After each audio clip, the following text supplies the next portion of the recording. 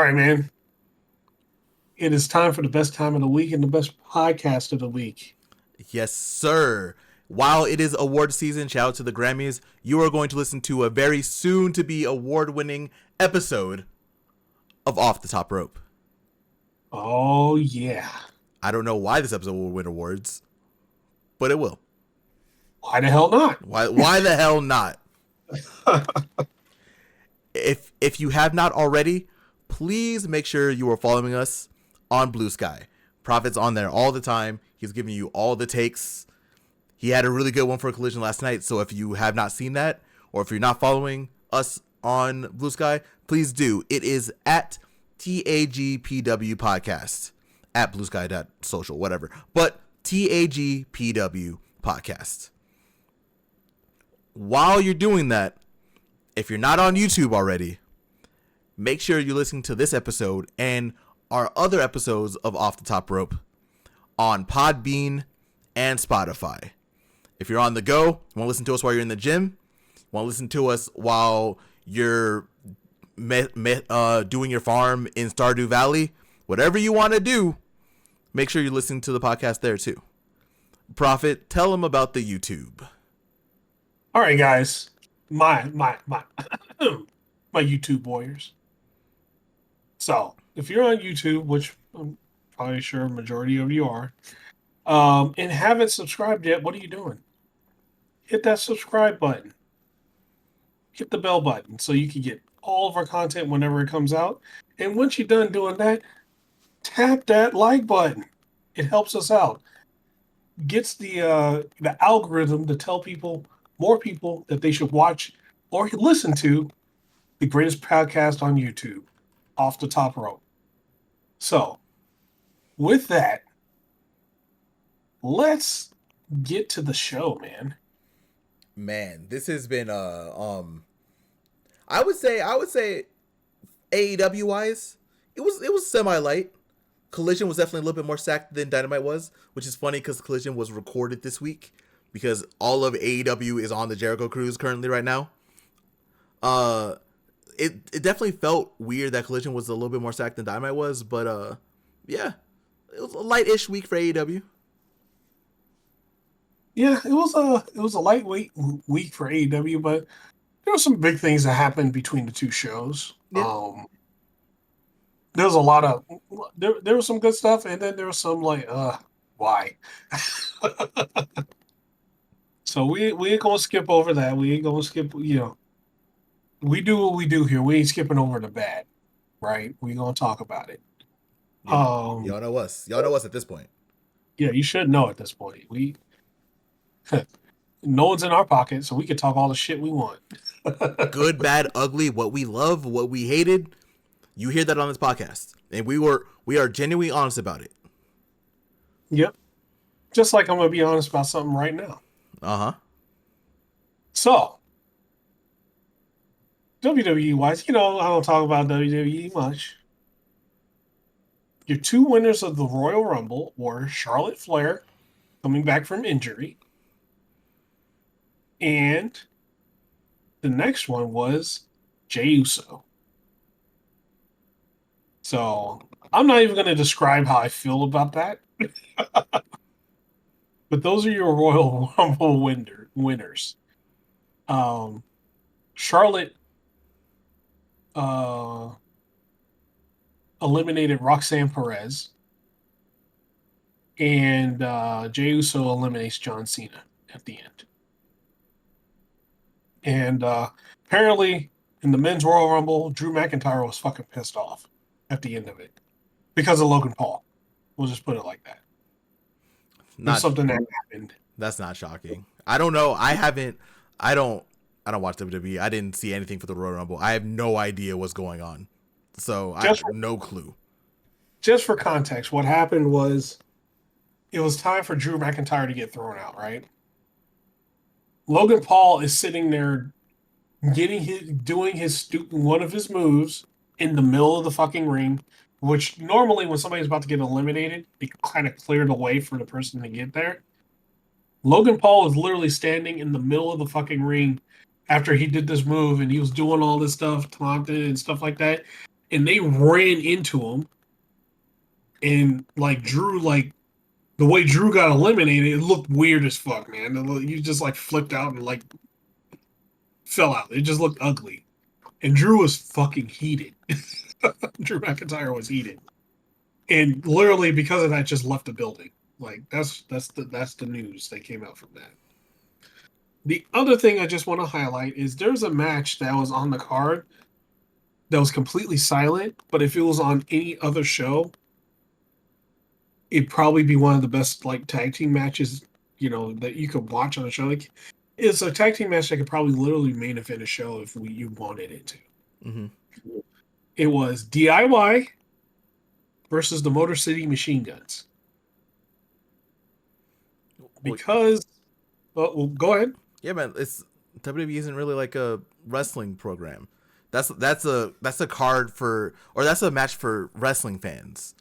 Yes. Most WWE fans, like, I'm sorry, this isn't me trying to like shit on anyone. Like, a lot of what WWE fans watch are more of the drama side than the in-ring side. Like, as many people as we hear talk about how they don't care much about in-ring, they care about the story progression. Like, this, that's what it is. You can't.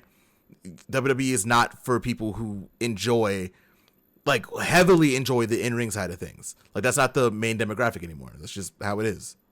Yeah. I thought it was kind of sad because, like, those four guys, they were trying their damnedest to try to get the people to do something. Like, it's like, do something. Cheer, something. And the crowd was silent, man.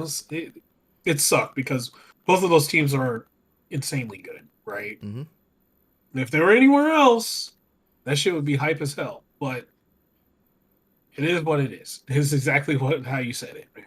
Like, so enough WWE stuff. I just thought I'd mention it.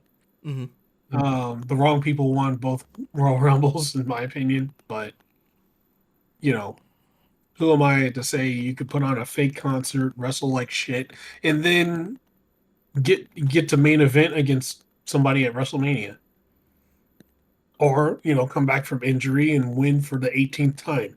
Who knows, right? I mean, look, man, it's in Vegas. You're gonna be there. You're gonna be there for the party, Dude. You know where I'm gonna be?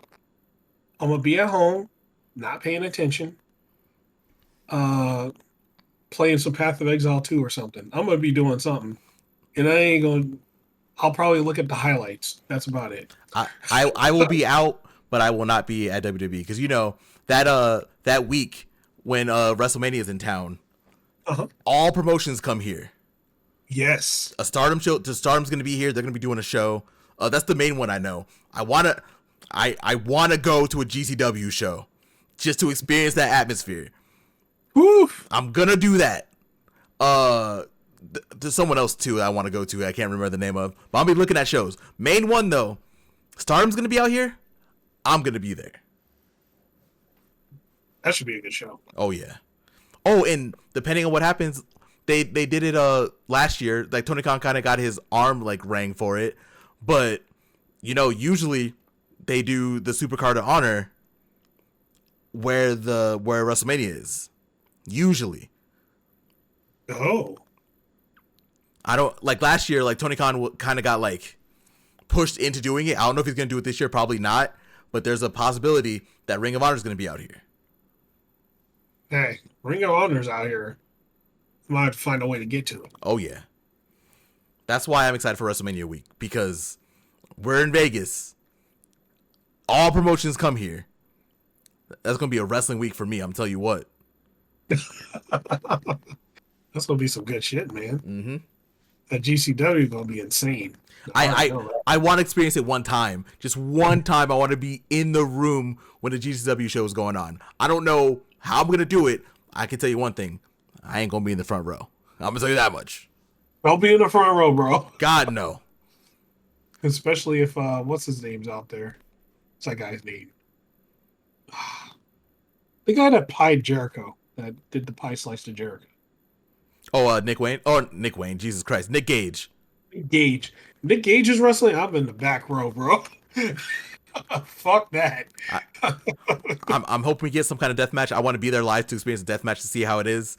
Just That's it. That's my WrestleMania week. Is just going to be going to enjoy a lot of other wrestling shows. That's just how it is. I can't wait. I'm so excited. Oh man, ton of indie shows. That's going to be amazing. Yeah, Yes. you don't know who you're going to see there. You're going to see everybody. That's the fun of it, right? Like Yeah, I've never got to go to like a WrestleMania week, right? I've never. So I'm so excited to do that. yeah. It's here out in Vegas this time too. So that means everybody's coming out here. Exactly. Yeah, that should be good. I'll be out and about. I'm gonna get sick with all the wrestling I'm gonna go watch. Oh God. But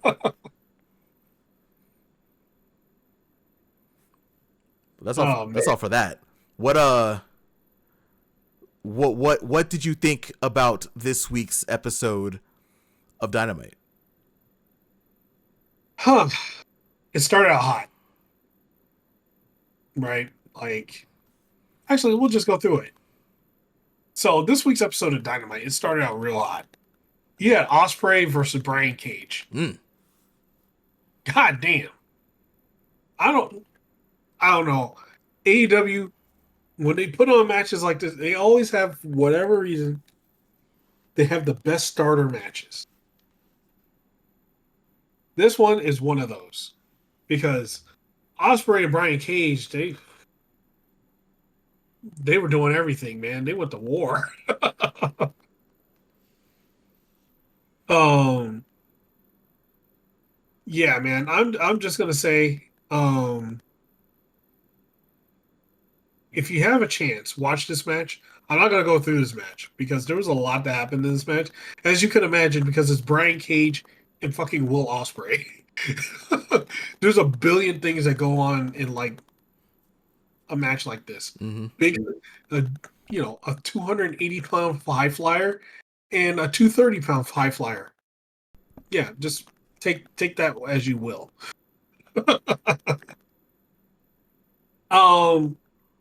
But I will say, like, early, Osprey was trying to take it to Cage. Cage wasn't having it, and he was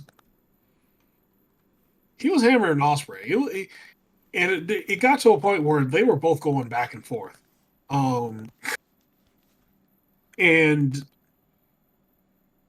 at the end, for the first time ever, Osprey hit the Styles Clash and pinned somebody with it. First time ever. I don't think I've ever seen him pin somebody with the Styles Clash. He did it. He did pretty recently. I forget who. I think it was Fletcher. It might have been Fletcher. No, Fletcher kicked out. Did he Pretty kick sure out? kicked out. Yeah, he kicked out. Hmm.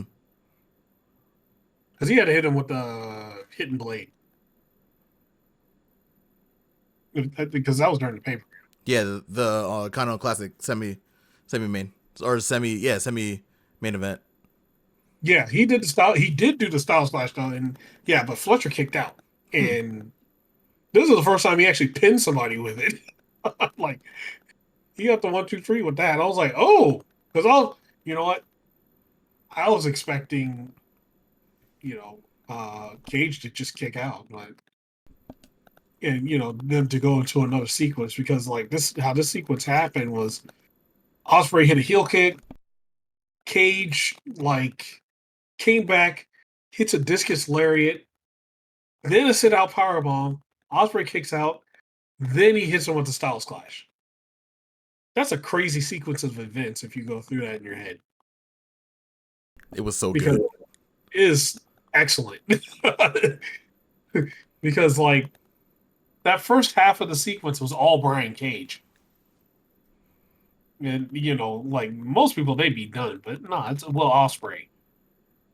Ospreay ain't going down, baby. No, not right now.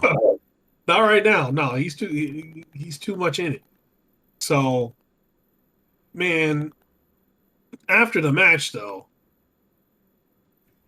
the family came out and started putting, they started trying to beat the shit out of Will Ospreay. Omega ran into the ring. So it's a steel cage, but it's a steel chair. Oh no! How is he gonna bring a whole fucking steel cage? Yo, AEW website. I'm calling you out right now, motherfuckers. He didn't bring a steel cage. He brought a steel chair, you fucks. I mean, Kenny is strong enough to do it, but he definitely did not. He definitely did not. We didn't need superhuman Omega right now. You just needed a chair, not a whole goddamn cage. So as he was doing that, he was beating up Archer and Brian Cage. Fletcher and Takeshita jumped in the ring. They jumped Omega from behind. And then Takeshita and Fletcher got the best of both of them. Did the pile driver to both.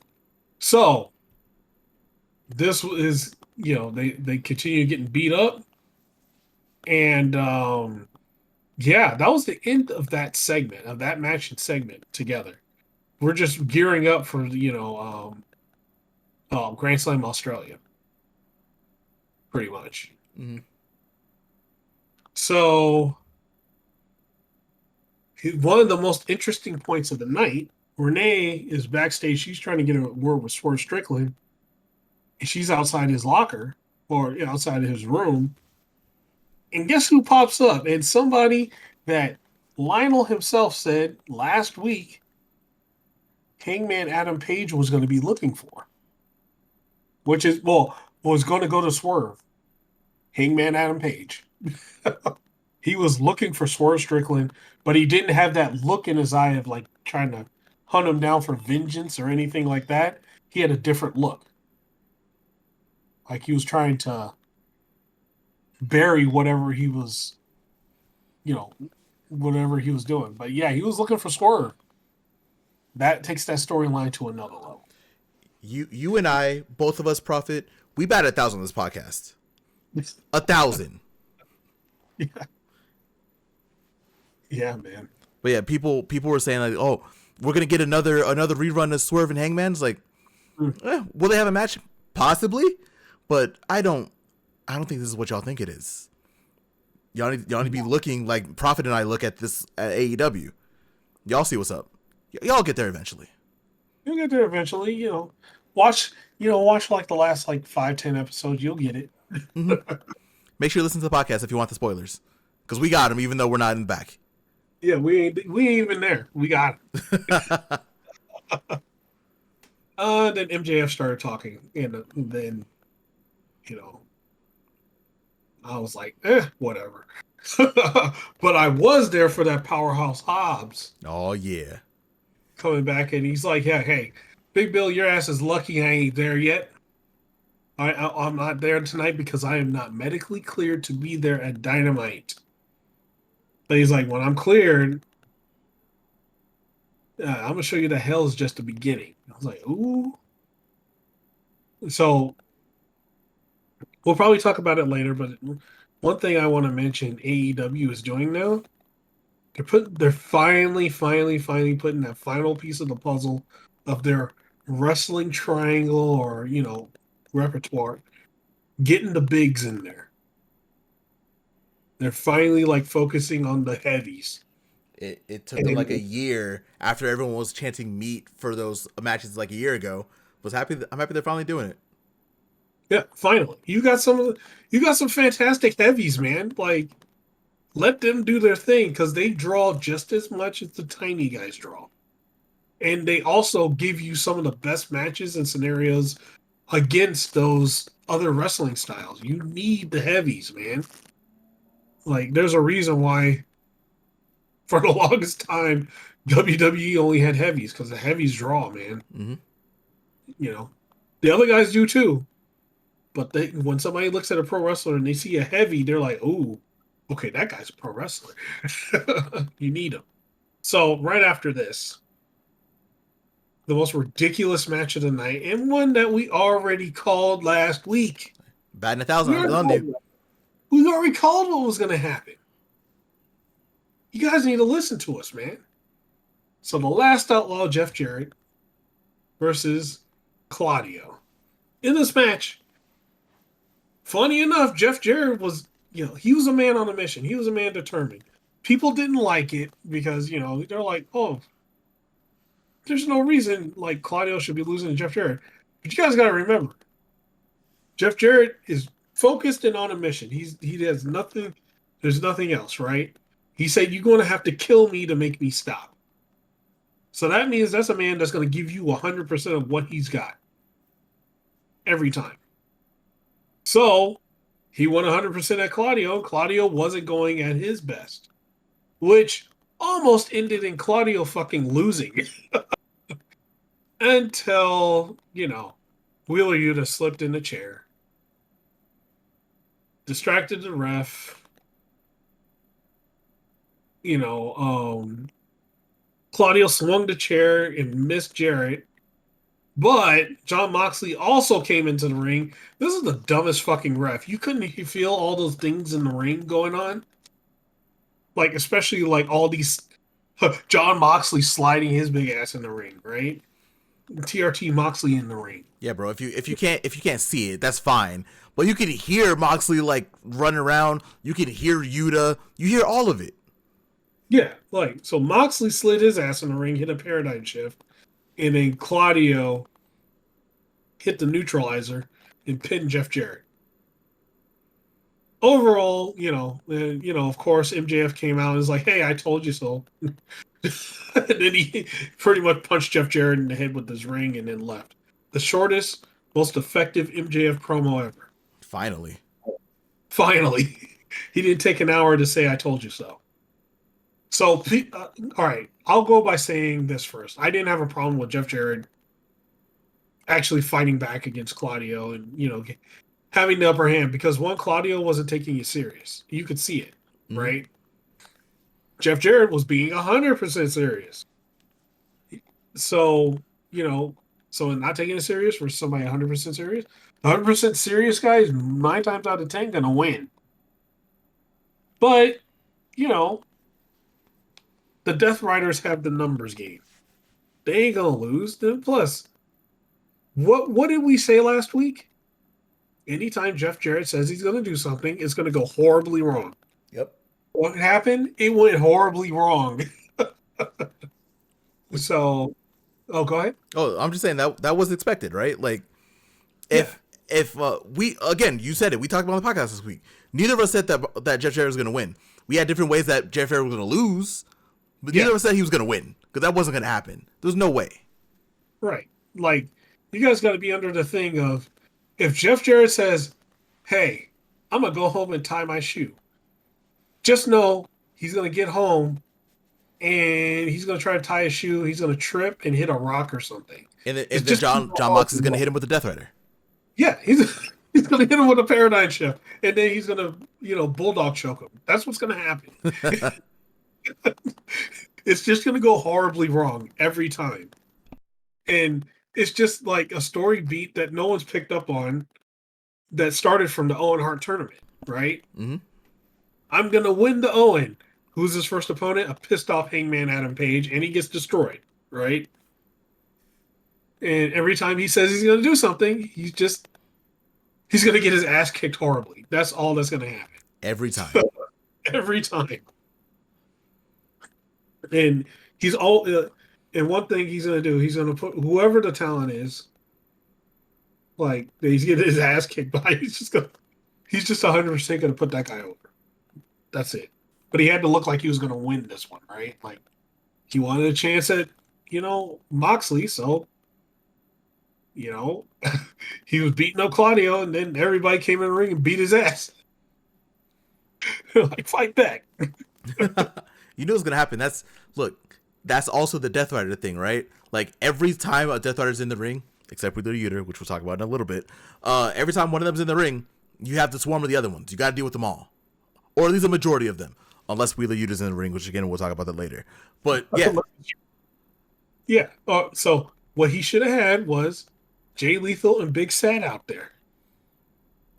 That's who he should have had out there. I didn't even think about that. Why didn't he do that?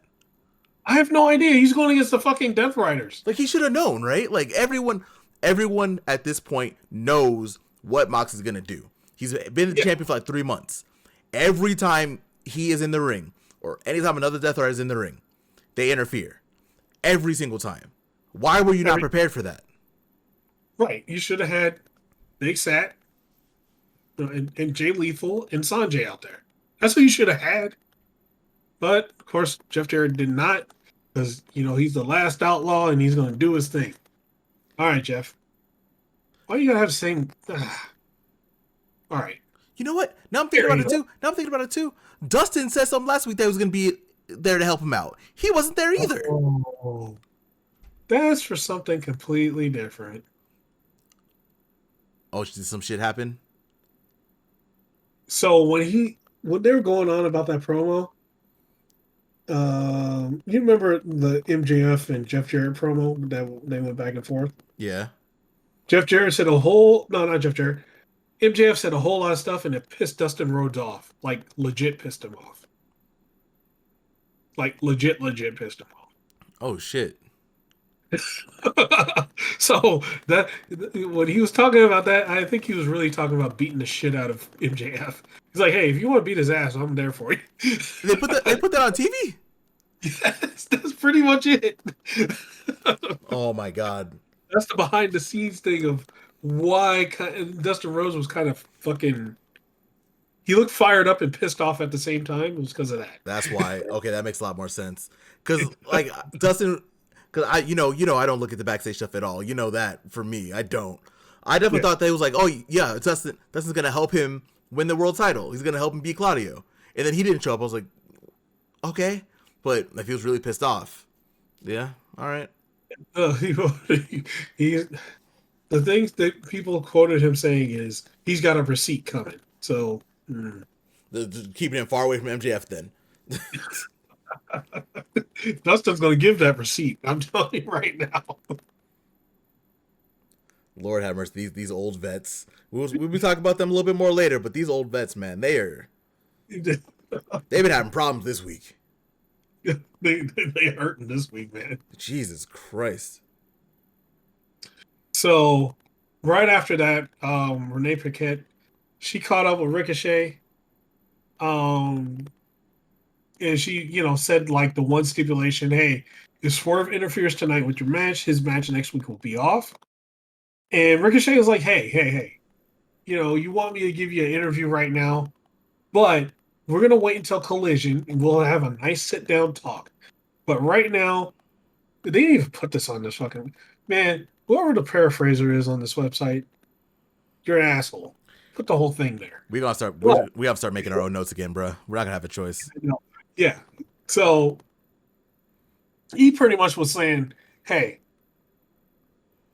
I'm going to talk to you on Collision, but tonight I have a match, and I ain't gonna be focused on saying all this stuff. So I'm gonna go to this match, and I'm gonna kick AR Fox's ass. That's what he's saying. So the next match was Ricochet versus AR Fox. Dude, this match was good. It was so much fun. It was such a fun match. It was back to Lucha Underground, pretty much. AR Fox is underrated, man. That guy is really, really good. We haven't got to see him get a win on AEW TV in a while. I'm happy. I'm happy he's back on TV, but it would be nice to see him like pick up a win somewhere, like at least on AEW TV. I know he's doing this thing on Ring of Honor, but Yeah, I also think he's a trainer too. that makes sense. He's a good vet. It makes sense. That's why he's like intermittently there because he's like, he's trainer and he's like in-ring talent too. So yeah, he's doing a little bit of both, which I think is cool. So Ricochet, he cheats, of course, and he cheats. He beats AR Fox, but the second, okay, I'll just say this: he wins with the spirit gun. So he does the spirit gun, and I'm just gonna say this: you named it the American name of the thing in the Yu Yu Hakusho thing. It's actually called the ray gun in Japanese. Just saying. Oh yeah, no, they're not gonna do the sub. They're gonna use Yu Yu Hakusho's superior dub. Yeah, I said it. Yeah, but in Japanese he says ray gun. It's literally ray gun. Yeah. Who cares? It's fine. Who It's fine. cares about the dub? Or who cares about the Japanese dub for Yu Yu Hakusho and whatever? Hey, I watched the whole thing, so there's that. I But we're gonna get back to it. yes. Because this will be an OVA episode real quick. If so he won with the spirit gun.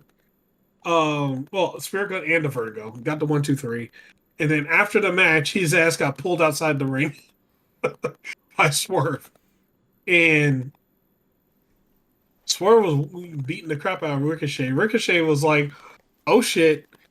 He rolled in the ring, pretty much got AR Fox in a, he did the scissor, got AR Fox, and then put the golden scissors to AR Fox's neck, and then rolled out of the ring and ran away. Held him hostage so Swerve couldn't do anything. Yep. So I thought that power was kind of wild. I was like, damn, okay. That was a fun match, man. Like overall, like the Ricochet AR Fox match, fun, super fun. It was so good, and it led into more Ricochet and Swerve, which is one of the best storylines going on AEW right now. Like it's so good. Oh yeah, like when we talk about Collision, that's where it's like, chef's kiss. Oh That's where yeah. it's at. So we got another, AEW minute with Jericho. And they talk about how, they took out Powerhouse Hobbs, but he looked at Bill, they looked at Big Bill. He's like, hey, you didn't finish the job. And Big Bill, starts talking. He's like, hey, next time we meet, I'm going to finish the job. And, he's like, look, I put Powerhouse Hobbs out, out this week. He ain't here. So he's like, hey, I feel a little bit stronger, you know? um, and then Jericho and Brian Keith then start talking about how they're going against the Outrunners on Collision. Um, and yeah, so that was pretty much it for that. And now we got Jay White versus Wheeler Yuta. Whew, boy. So as we were talking about before that the Death Riders never come out for Wheeler Yuta, well, this is one of those cases. Wheeler Yuta is always on his own, man. I feel so bad for him, man. He is just brainwashed to shit and can't see what's happening. Yeah, like so. Jay White, he beat the shit out of Wheeler Yuta. Let's just put it up there. He beat the crap out of him, hit him with that Blade Runner, got him. It pretty much pinned him. No Death Rider in sight, really. Like he was able to pin him clean. Like usually, if it was like Claudio, Moxley and crew would have been in the ring already by the time he pinned him. um, and like they even let Jay White pick Wheeler Yuta up again and do another Blade Runner while they were just watching, and they just let Wheeler Yuta die. It's fucked up, man. Just so fucked Yeah, up. but Moxley does come down. They distract him. Claudio gets to the ring and eventually pulls him out. Um, Cope and FTR come to the ring. They run off to Death Riders, and Dax gets the mic and is like, "Hey, Collision, we're gonna do a street fight or the Michigan. What is it? Mid South Street Fight." So that's the main event for Collision. Let's see. Right after that, we get the interview with Renee and Mariah May. Short and sweet. Mariah May is like, um, pretty much recapping what happened. She's like, hey, you play all these roles. Why don't you play the role of the role you were playing after I beat you? Pretty much. And she's like, the difference between you and me is you need to play a role and I don't. And, you know, she's pretty much saying, hey, I'm the champion. Come at me. Man, there. I heard. I guess this is true. I don't know if it's true or not, but Mariah May went back there and asked for more promo time. Uh-huh. Damn worth it. Like I don't. This is what we were missing from that first half. Like her title reign has been fantastic. I don't think we can argue that there's been like little things here and there, but whenever she has a microphone, whenever she's in the ring, she commands you to pay attention to her. She is so good in the ring, on the mic, just out of this world right now. It's ridiculous. Oh yeah, yeah. And for some people, it came out of nowhere. They didn't know who Mariah May was, but once they actually let her go, let her do her thing, yeah, you found out she was a star Real quick. real quick. Wrestling on the mic everywhere. She's a star. She's a star now and for the future. She's for sure future of one of the futures of AEW. Mm-hmm. But no, it was great. And the thing is, she doesn't have to do a long drawn out promo. Most of Mariah May's promos are short and sweet She, and get to the point. she has But she has the Hangman ability, bro. Like Hangman does yeah, the exact same thing. Hangman can sell you on the story in 45 seconds. Mariah May can too. But for whatever reason, they were not letting her speak. At least not as much. Now she is, and look at her. yep. So I think it's great. Um, right after that, we got a vignette for Austin and Colton Gunn. They're coming back, guns up. Thank God. Jay White Jay needs White, all the help he can get. he needs help, man. You need the guns back in there, man. Plus, I missed the guns. I think we talked about it before. They definitely grew on me, right? They definitely grew on me. They had a solid tag title run. They've done really great. I think once they got into Bullet Club Gold, Bang Bang Gang, they just got to be themselves, and it worked out so well. Yeah, like yeah, they're what is the way to say it? They're they're serious, right? Mm-hmm. But they're goofy villains. They're just goofy guys, right? But don't get it twisted. They're serious. They'll fuck you up.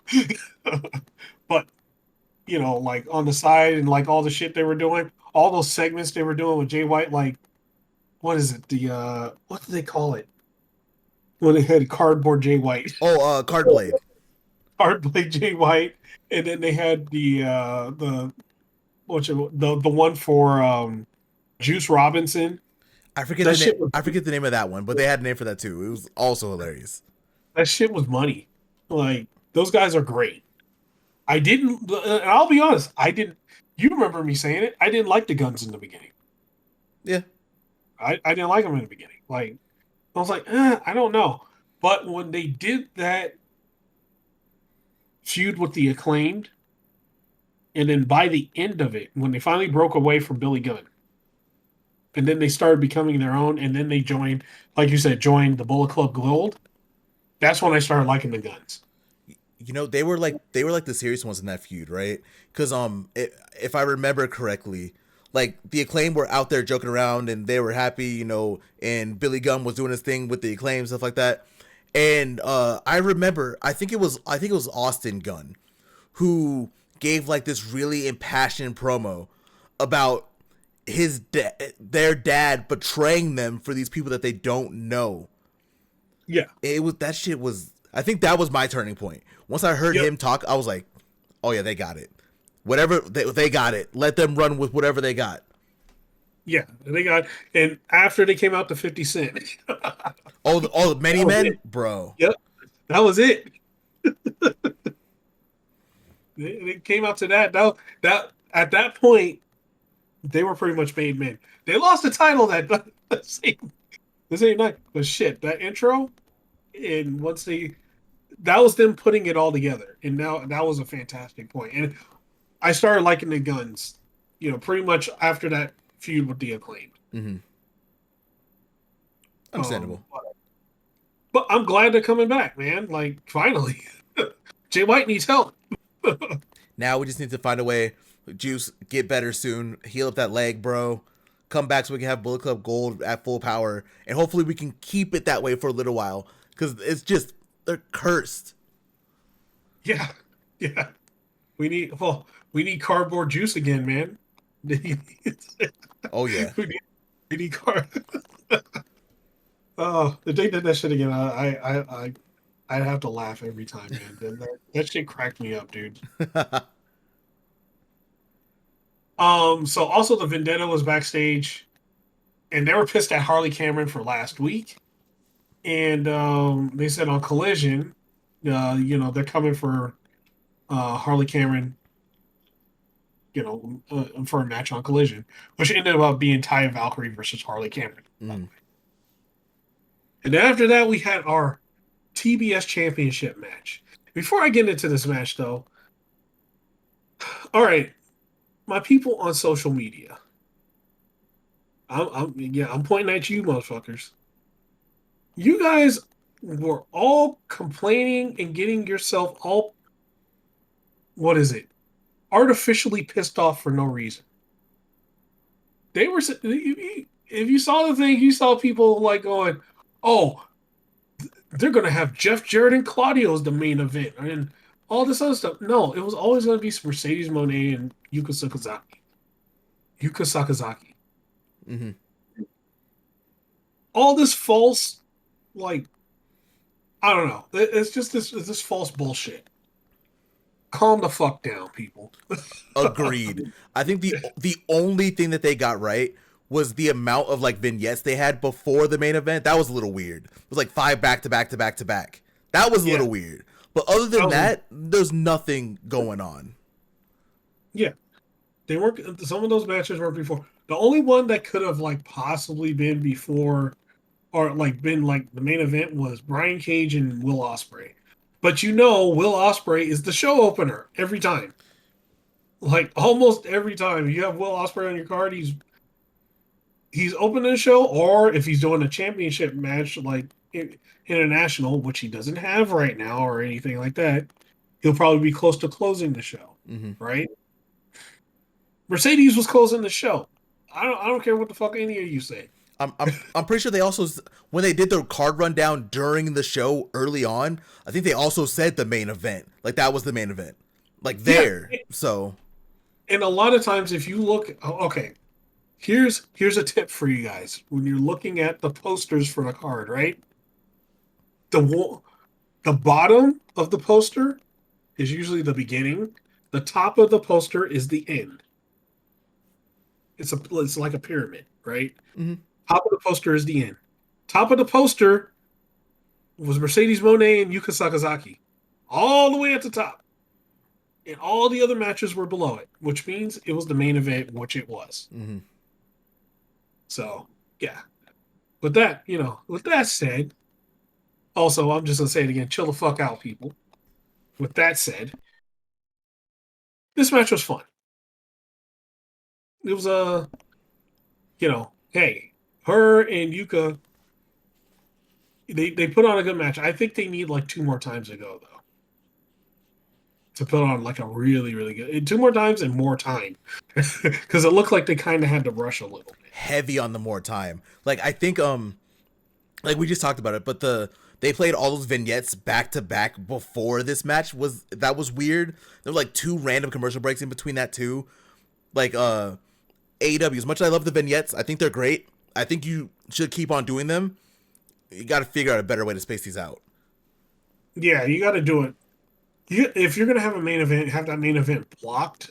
That's its own thing. Don't be running like 10 vignettes in front of it. Because I can tell you right now, that wasn't the problem on Collision. Collision, they had more than enough time to do what they were doing for that main event. Yeah, well, they did the opposite. The vignettes were all in the beginning of the show, or in the beginning and middle of the show. Anything close to the end was not done. It's weird, yeah. Yeah, it's just weird. Like so Mercedes ended up winning with the Moneymaker.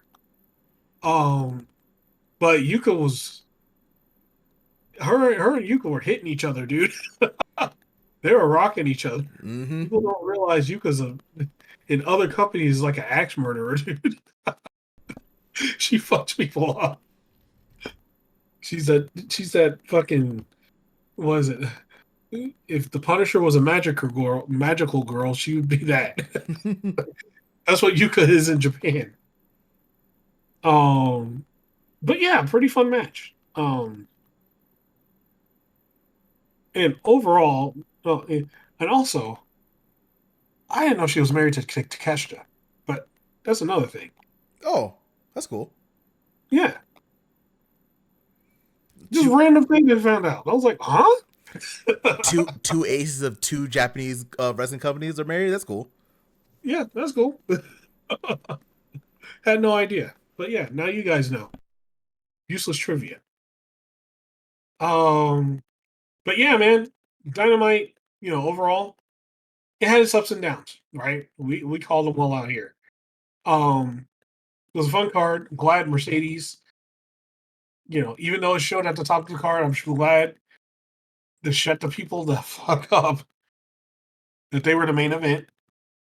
I wish they would have got more time for that main event because there was time wasted in other places. Mm-hmm. Um, but yeah, it was overall a solid card, but it was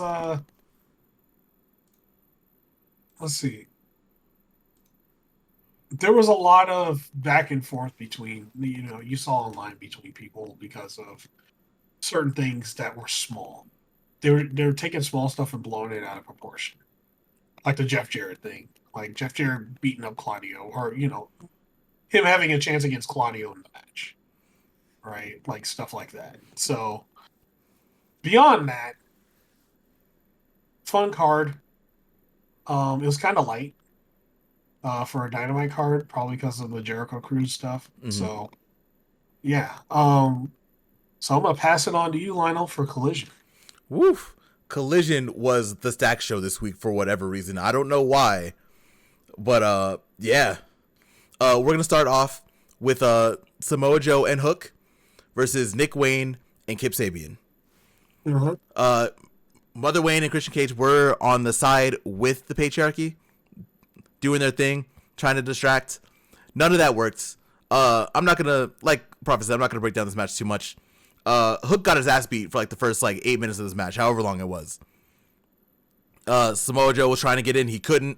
Samoa Joe was kind of being like a wily vet on the side, on the apron, like distracting sometimes whenever Hook needed it. None of that helped. Didn't matter. He was getting his ass beat. Finally, he's able to tag Samoa Joe in. Samoa Joe hits 3 moves and pins Kip Sabian. 1, 2, 3. The 3 moves of doom from Samoa Joe ended it.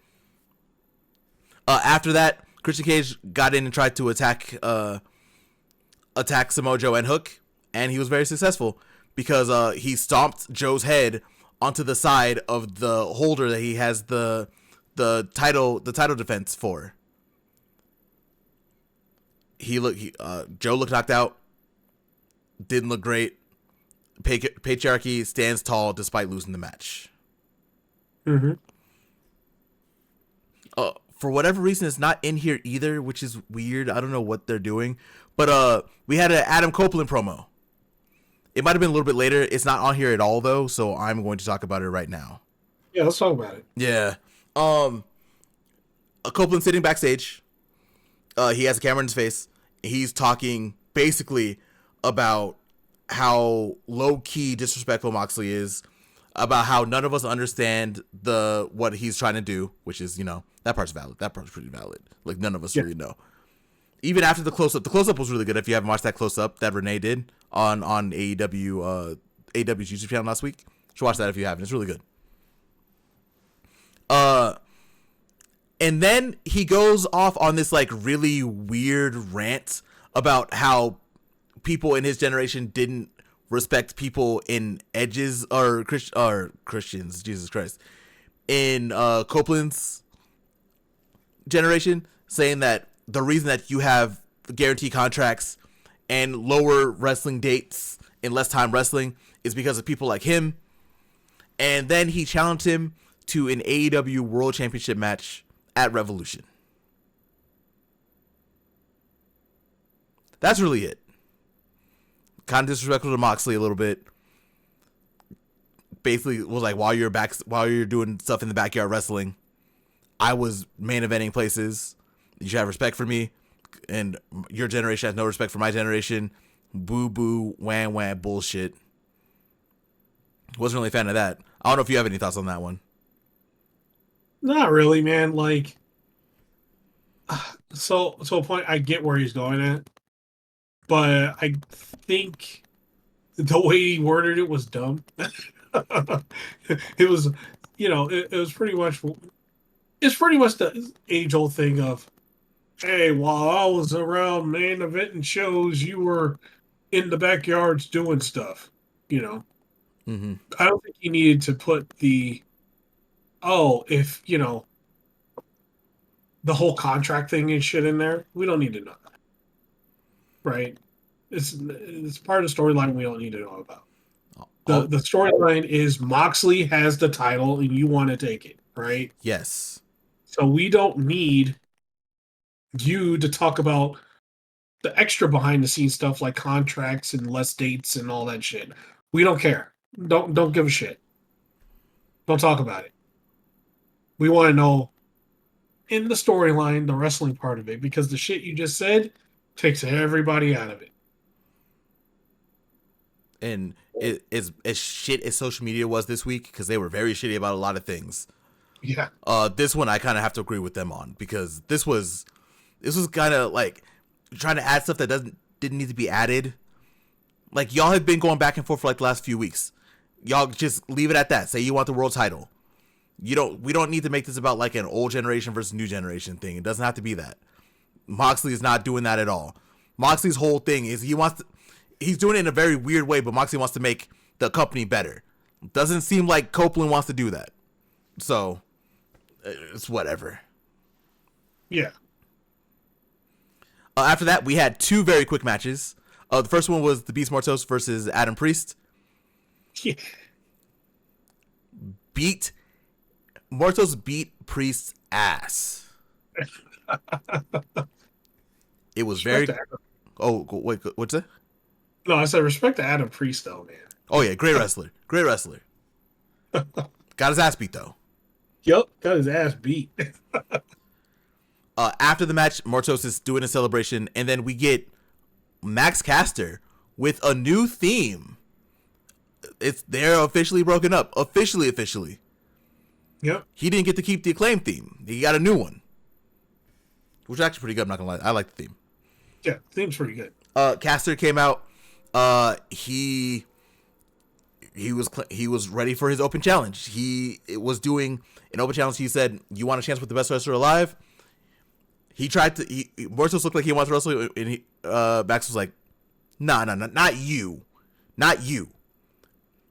Whoever's in the back, come on."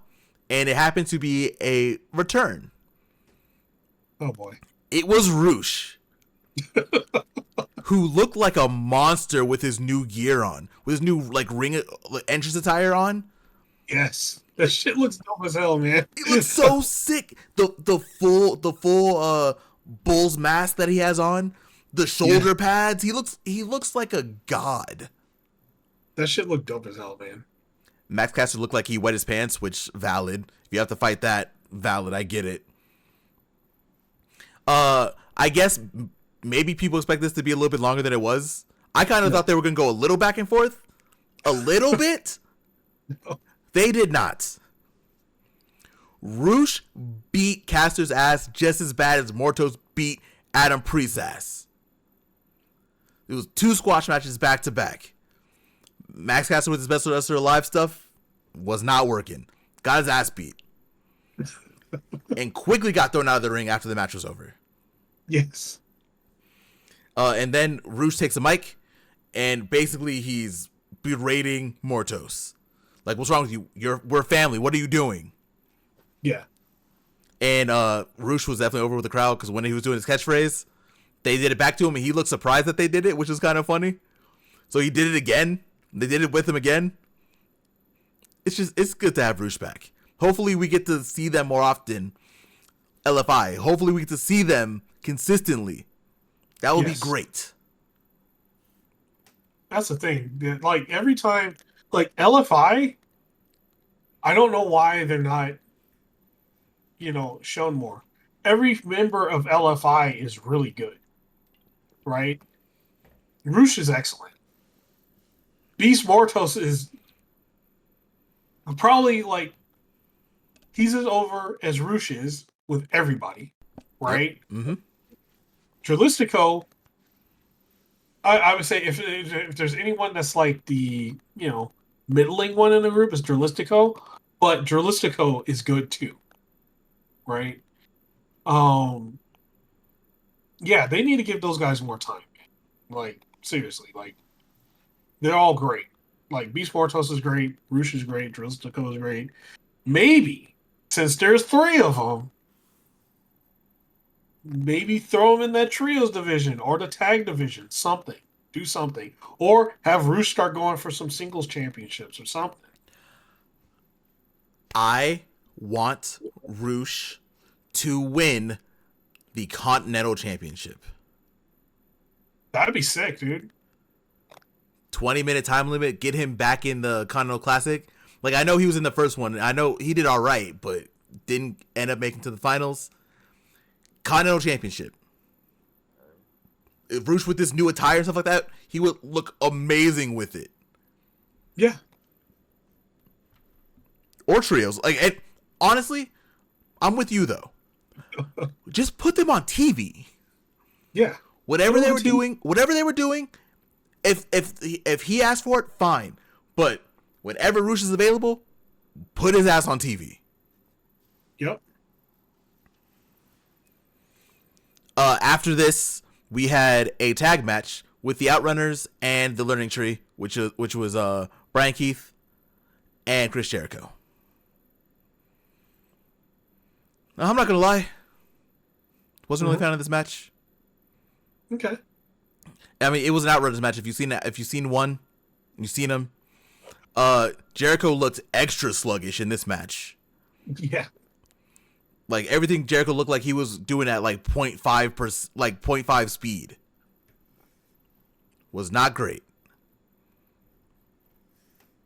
The one thing that was kind of great though is that Bounty Hunter got the pin. Yes, sir.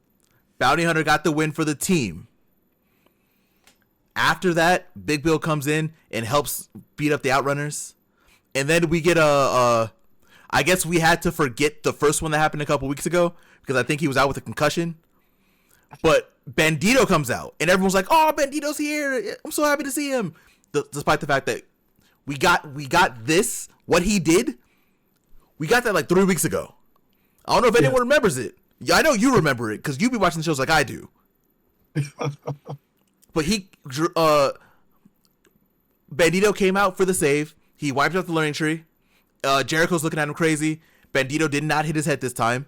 I feel like I hit my head because I was like, didn't this happen? Like I had to actually go back and look.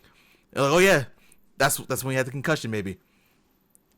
So they just reran it. We got the same pop. Everyone was very excited. The commentators were excited like they haven't seen Bandito in like a year and a half. So yeah, I mean that was cool. That was nice. Yeah, I think the highlights of you pretty much said the 3 highlights. Brian Keith took the win, and Big Bill just went to work on the Outrunners, man. he completely destroyed the Outrunners. He beat the shit out of them. Yeah, he did. And that's how he should be shown. When I said the last, in Dynamite, that they're getting more focus on the heavies and getting them in there now. This is the shit I'm talking about. Big Bill just looked like a monster out there, just destroying these guys. And then Bandito coming back. I'm glad he's back too. He's only getting the mix somewhere, so I don't know where, but it's gonna be fun. I'm guessing he's gonna help with the Learning Tree stuff now, I guess, because he put Bounty Hunter through that table. One handed, by the way, the one hand gorilla press through the table. Ooh, that shit looked nasty though, dude. I'm not gonna lie because it looked like Brian Keith went head first and the table broke. Yeah. And it was like a delay table break too, because like he hit the table and then it took like 2 seconds, then it broke. So it looked Yeah, like he fell twice pretty hard. yeah. It was like thud, boom. So Bandito said he hit his head a couple weeks ago. Bounty Hunter, you're next. So hopefully he's all right. He looked like he was fine, but yeah, it was definitely not a good fall. No.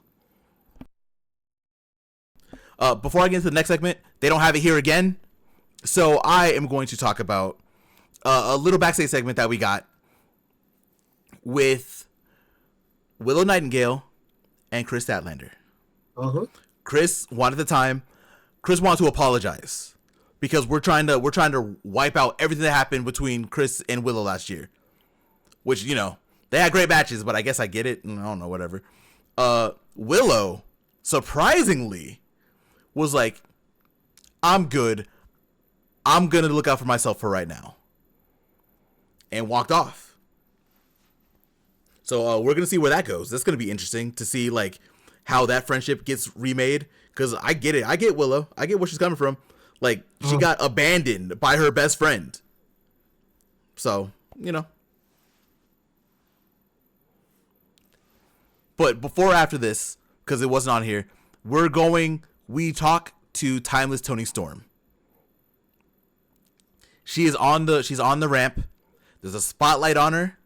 She walks into the spotlight and she had to make a confession to us. She said that she's been playing the role of Toni Storm for the last 6 weeks. And she knows that we were all shocked and no one saw it coming. Because apparently no one saw it coming. I'm not going to say anything. I'm not going to say what we said about this, Prophet. I'm not going to worry about that. Nope. It's fine. I'm not going to talk about how you and I were the very first people to say it online. Nothing. I'm not going to say anything about that.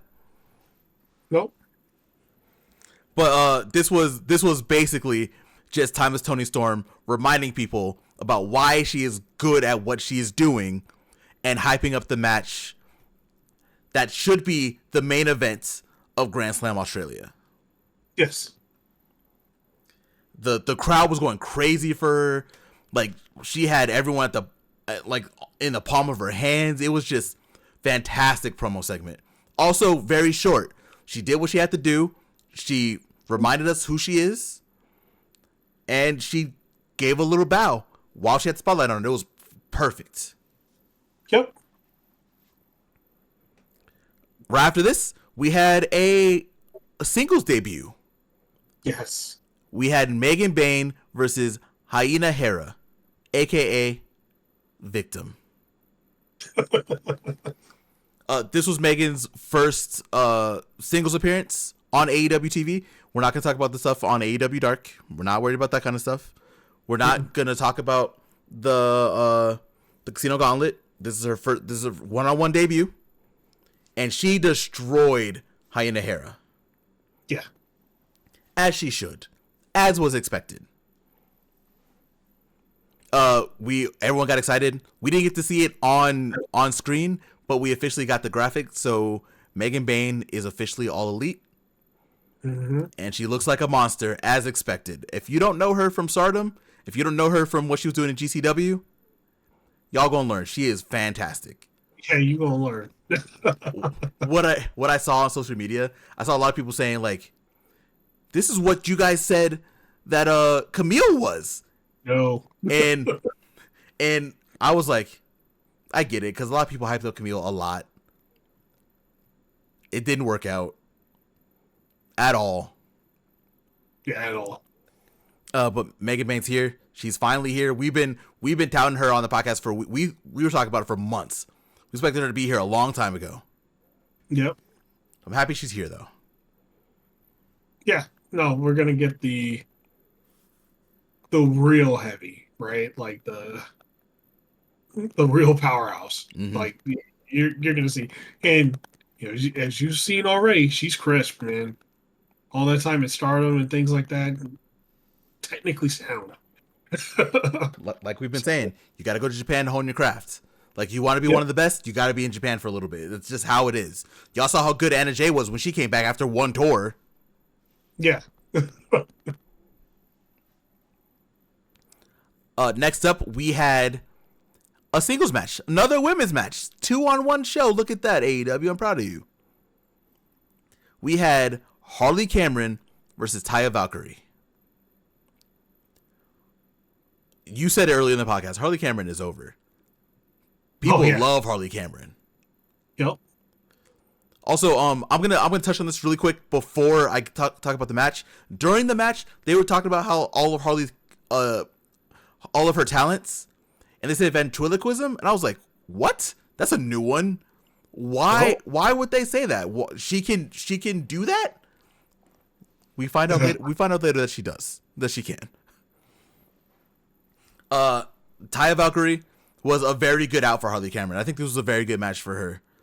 Mm-hmm. I'm not gonna talk about it too much. You should watch the match. It was actually really fun. But we got our first Harley Cameron win. She got the surprise roll up 1, 2, 3. Got out the ring and started celebrating. Yep. After a very hard fought match, because Taya was giving it to her. Taya was throwing everything at her. Yep. And Deonna Purrazzo was in the back watching, and she got very upset when Taya Valkyrie got rolled up. So we're gonna see where that goes, because they've been their little mini feud. So we'll see where that goes. Well, we already know Deonna Purrazzo wants a shot at Athena. Ooh. Because she lost the Ring of Honor Championship when she was in TNA, and she never got a rematch. So she has a legit case. AEW, Tony Khan. If you do a Supercard of Honor in Las Vegas, put that match on that card. Yeah. Please and thank you. They don't have it here either, which is funny. But after the win, we go backstage to Harley Cameron again. And she's getting interviewed. She's very happy for her first win. She's in front of Mercedes' dressing room again, like she was on Dynamite. And she's like, oh, I'm going to talk to Mercedes right now. And then the person is like, I don't think Mercedes is here. And then she pulls out a puppet of Mercedes Mone. And she's doing ventriloquism.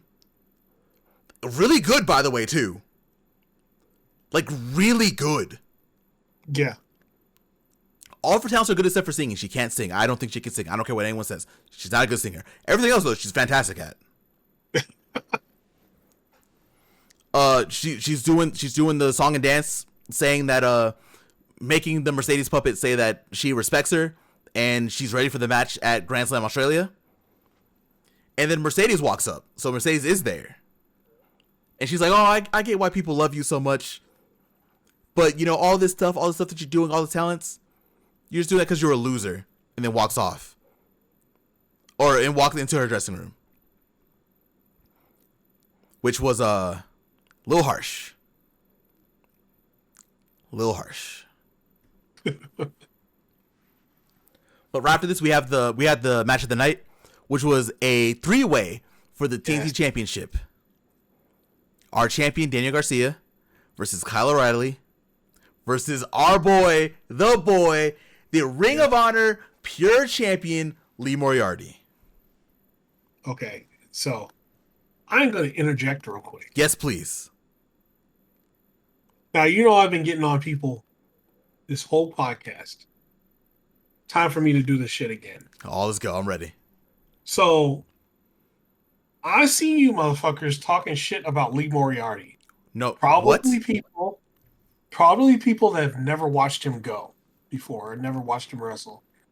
That guy is ridiculous. He is fantastic.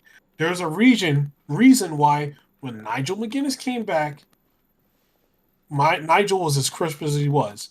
It's because Lee Moriarty was with him, training him back up to be to wrestle again. Another thing, when you guys post all those stupid ass memes, the one with the 3 dragon heads, and then there's the one stupid one. Uh-huh. The two, the stupid one they put as Lee Moriarty. I'm like, You guys have obviously never seen Lee Moriarty before. So I'm just gonna say right here, like right now, you know, if you've never watched him wrestle before, don't say he's the goof in the match only because you've only seen Daniel Garcia and Kyle O'Reilly in NXT. That's the main thing. Lee Moriarty is equally as good, if not better than both. Just saying. Like you guys should take some notice and put some respect on Lee Moriarty's name. There's a reason why he's the pure champion, why that the pure championship itself is as respected as it is. So just just on that alone, yeah, show Lee Moriarty some respect because you guys are kind of outing yourselves by saying stupid shit like that. All right, you can carry on. Nah, fuck that. We're gonna stay on this for a second. I didn't know this was happening. Yes. All right. Do you idiots understand that the choice for the Blackpool Combat Club was between Wheeler Yuta and Lee Moriarty? Do you idiots remember that Lee also had a match against Bryan Danielson? That was a thing that happened.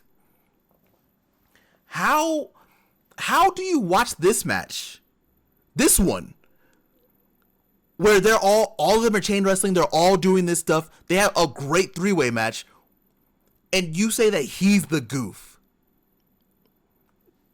I want to say something. Yeah, go ahead. I've been noticing lately how a lot of people seem to really hate Ricochet. A lot of people seem to really hate Mercedes Mone. And a lot of people are getting really weird about Lee Moriarty. I didn't even know about this one. Yep. Y'all know what y'all are. Because I see y'all on the timeline sometimes. Especially for Mercedes and Ricochet. Y'all do anything and everything to disrespect them at all times. Some of y'all even say Mercedes can't wrestle. Like, are y'all fucking dumb? Yeah, that's not true. I see y'all. I'm not going to call y'all what y'all are, but I see y'all. And I see it. Especially when those two are on. Now that I see with Lee, y'all better watch y'all fucking mouths. There's a reason why, again, Prophet, you already said it. Nigel McGuinness came back in such good shape. Him and Lee had that great match on that last Ring of Honor pay-per-view final battle. Mm-hmm. Y'all think it was all just Nigel McGuinness?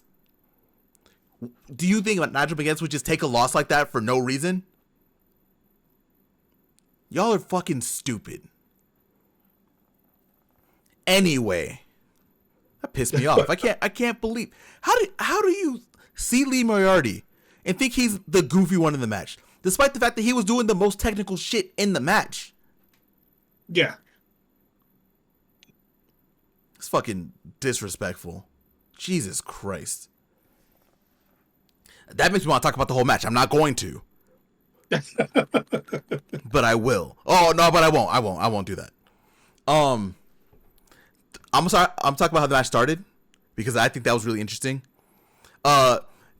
They went out for the first minute and did like a 3-way chain wrestling match for like the first minute and a half, which was impressive. Like I don't think I've ever seen that before. Yeah, that was incredible. It was so good, and they did this. I think the way that they structured this match was so good because usually you know how these 3-way matches are everywhere. Like they'll do like a little thing here and there for like a second, and then someone will get kicked out. Then they'll do like a thing, then someone interrupt, and they'll get kicked out. And they'll do a 1-on-1 for a little bit, and it was basically 1-on-1 matches for the entire time until the end. This wasn't that way.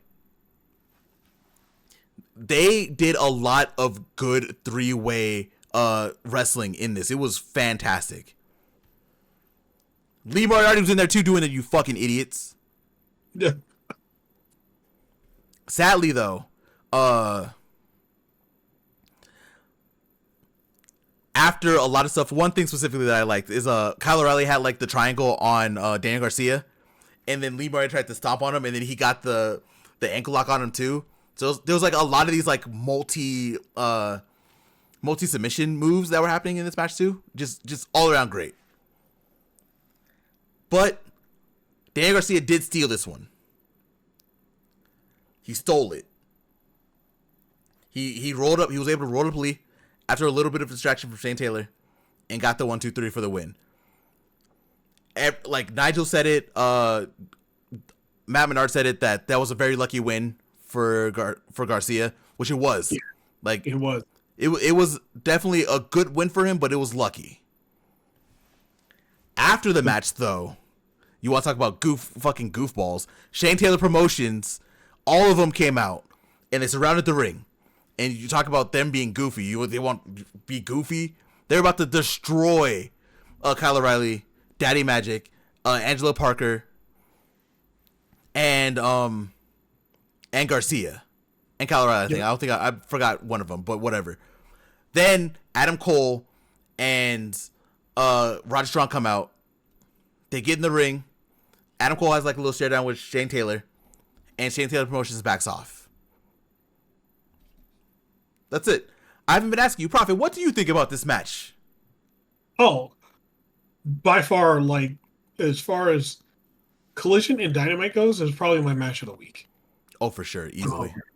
Easily. It was a fantastic professional wrestling match. And, the end of it, too, Shane Taylor Promotions is getting more and more serious and more into, AEW TV. There's things I want to see, though. I want to see the infantry with them Ring of Honor tag team titles. That's what I want to see. Man, I want to see. Go ahead. Sorry. Oh no, go ahead, man. Sorry about that. Oh no. That's all me. There's a lot of things we talk about for Ring of Honor specifically, but you're still going. Go ahead. Yeah, I want to see Lee Moriarty and Shane Taylor more of a permanent part of AEW. Because like that, one thing I did mention about that match, everybody in that match is a future, everybody being Kyle O'Reilly and Lee Moriarty. Those are future TNT champs right there. Damn right. Those guys are all insanely good. Like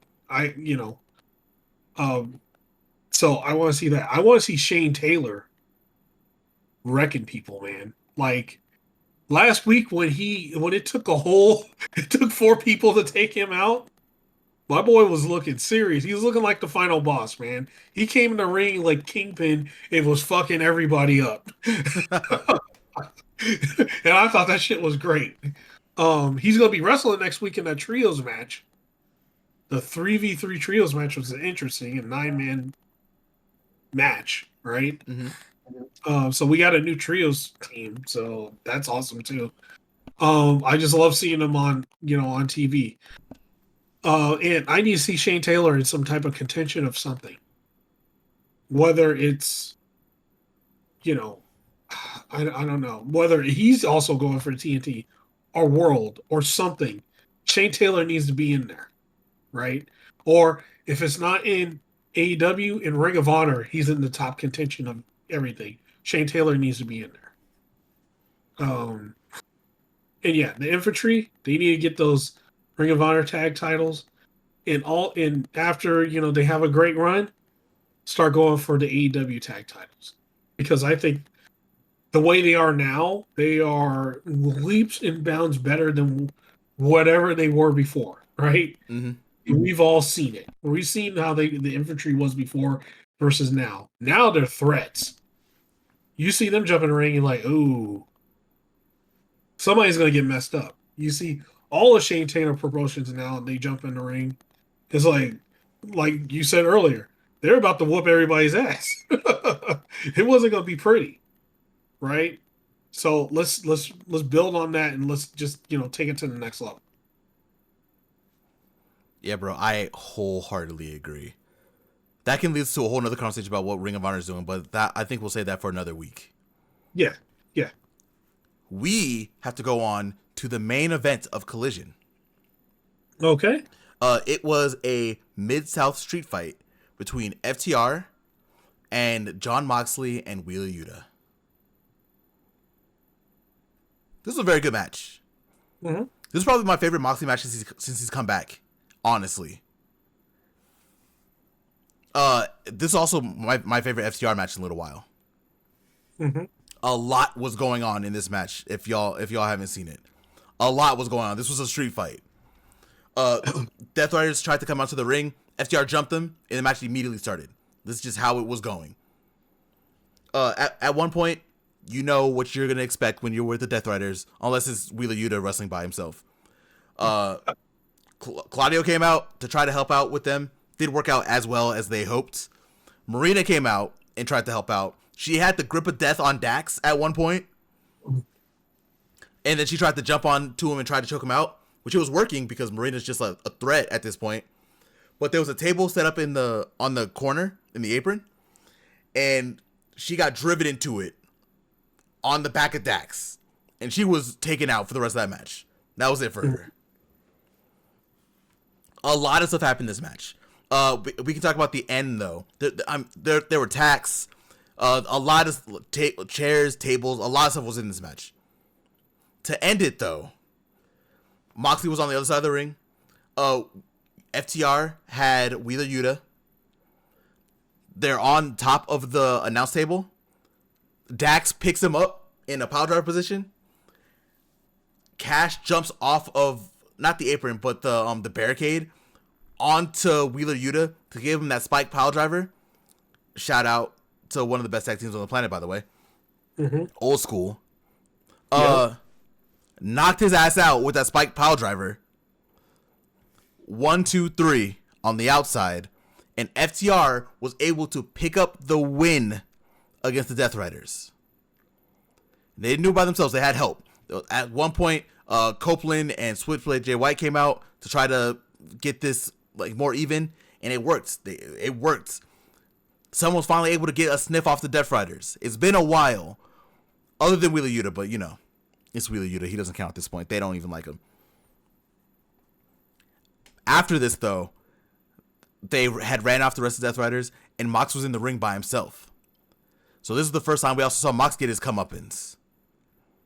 He got the old school faces beat up the heels with their signature finisher moves, and that's how Collision ended. You have any thoughts on Collision as a whole? Collision as a whole, it's a fun show. I think it's probably of the two shows, AEW Dynamite and Collision was the better show this week. Which is surprising. And actually, the way it's been going the past few weeks, not really. Collision has been staying steady, right? Like, it's the wrestling show of the week, and it's always going to have good, solid wrestling every week. And there's, all it takes for it to tip into is the better show of the week is some great segments and some great matches, which all were showcased here. I agree wholeheartedly with you. Mm-hmm. It's nice to see this. I feel like we wanted identities, right? I think we've talked about it before, right? Maybe not like the last couple weeks, but we've talked about before how like Collision needs like an identity. It feels like they have it because they have like heavies, right? Like Garcia's doing all of his title defenses over there now, which is great, I think. We had people like Shane Taylor Promotions on there. We had Shibata and Takeshita last week. Yep. It's definitely the wrestling show, which I really enjoy. It took a while to get there, but it feels like we're there. And it feels like we kind of got like a little bit of a split going on, which is nice too. And it just so happens that a lot of my favorite people outside like Kenny Omega and Will Ospreay are all chilling on Collision. This works out for me. This is great for me. Yeah. Yeah. Collision, it has its own identity. Because they do there's when you go from Dynamite to Collision, there's a different feel. And they always do it right at the beginning where they do those like pre-interviews and stuff that they always do before the show starts. Mm-hmm. That automatically just gives it a different, I would say more raw feel versus Dynamite's more of the spectacle and everything else like that. Yeah, I can see that. I agree with that. But yeah, that is one thing I do want to talk about and get into. Mm-hmm. So one of the things AEW is finally doing now, and this is the thing, like, hey, it's the one thing the WWE does best, right? When they superstar somebody, they superstar them up. like Mm-hmm. to the max, right? AEW is doing that now. Finally, like you could see it, you could feel it with all the their superstars are the superstars now. They don't blend in as like another Joe, you know. Like Swerve. You look at Swerve. Swerve is a superstar, right? Hangman, that's a superstar right there. Um, Mariah May, when we were talking earlier, Mercedes Monet, Tony Storm. Uh, you know, I could go on and on. But the superstars now feel like superstars. Kenny Omega, of course, and Osprey. Mm-hmm. They all feel like, they amped up the level of superstar that person is. These are the guys. They're the guys. Um, and I think that's great. I do think they, just need to keep doing that because, how sometimes AEW gets, they do it and then they stop doing it for some stupid reason. Oh yeah. They need to keep doing it and keep stepping on the gas and doing it. And don't never let up, right? These are your guys and these are your superstars. Never let up. That's that. That's it. That's the main thing I just want to point out. No, I agree with you. That's definitely right because we've been watching AEW since literally before day one at this point, right? Yeah. AEW has always had this problem. Like even when they had like the smaller roster in 2019, like the year that everyone likes to glorify, which if we're gonna be real, they only had like a few people that were actually like amazing in 2019. The vibes were immaculate though. Don't get me wrong. I love the vibes too. But I see a lot of people going back and watching these shows and like, oh yeah, we have it a little bit better now. Like I see it. They definitely need to show they needed to show like who their people were, right? Like who their top stars were. That was happening before. They still have like a little bit of problem with it here and there, right? Like Yeah. they also still have problems with like showing up with every single title, putting titles in like proper feuds when they want to. Like, you know what I mean? I know everyone says that they do it in seasons, and that makes sense. That's what they do. But it would be nice to see them a little bit more. Like, we should see Mariah May more, right? Mm-hmm. We're seeing her more now because she's gonna be main eventing in Australia. We see Moxley all the time, but Moxley's a big star. Cope came back. Cope immediately was on TV, damn near every show. Yeah. With FTR. Like we need more of that. We need the mainstays. And I think you're right. I think they're doing a better job about it now. They can still improve for sure. Like, make sure Hangman doesn't disappear. Because Hangman be disappearing all the time. Make sure that doesn't happen. And I think we'll be set. I think they're doing a good job about it now. I would love to see more, though. Yeah. Yeah. Same here. That's what I'm saying. Like, don't take your foot off the gas on it. Like, you got to just keep. You're showing the stars. You're showing these people are the stars. Keep your foot on the gas, right? Like, you got to. Because the problem 2019 had was everybody was just a Joe Schmo. Even though you had Kenny Omega, the Bucks, and all that stuff, everybody felt about equal, which it was not. It wasn't even close, right? You had Kenny Omega, right, and everybody else. There's a clear divide there, and he should have been. They should have spectacled him out like like he's the next Messiah, the Roman Reigns or whatever, Mm-hmm. right? They should have superstarred him up like that. It was just Cody, Jericho, Moxley. That was it. Yes. And now it's more like, okay, we're showing the guys now. We're getting them more in there. Um so yeah, they just need to keep doing that. Like, because you got a lot more people now. You got a lot more stars, and you got a lot more upcoming stars too. You know. So yeah. Um I just want to. That's something I just want to see, like them to continue to do. Because shit, you got Switchblade Jay White there. Start starring him up more, man. Because that guy's insane. He can carry you. Let him do his thing, but superstar him up. Yeah, he's been main eventing in Tokyo Dome. He knows what he's doing. Yeah, There was a reason why he was such a big deal in New Japan. Yes. That's all. You got anything else? No, man, that's it, man. I think that's our episode. Profit. You know what to do. All right, guys. You know what I like to do. So I'm gonna give you some instructions real quick.